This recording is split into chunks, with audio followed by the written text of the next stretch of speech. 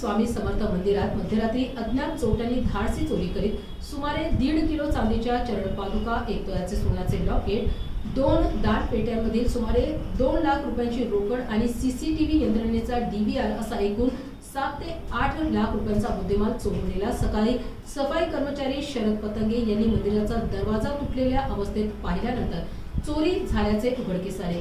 वाळज MIDC police ठाण्याचे PSI Sagar Patil यांच्या पथकाने घटनास्थळी पोहोचून पंचनामा करून तपास सुरू केला। दरम्यान शिवसेना नेते चंद्रकांत खैरे यांनी देखील मंदिरास भेट देत पाहणी केली आणि संताप व्यक्त केला।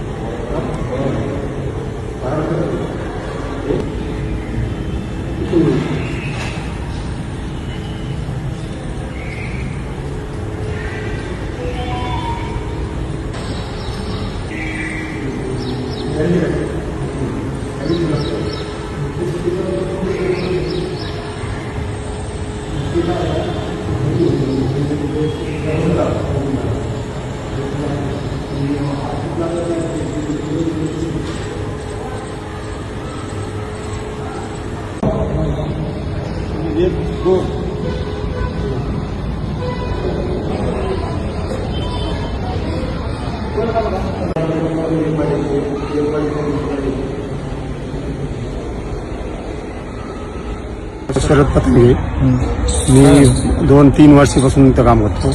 सकाळी 5 वाजता साफसफाईला उठत असतो मी। 5 वाजता उठून बघितलं मी तर गेटला तो अँगल हे होता, लावलेलाच होता।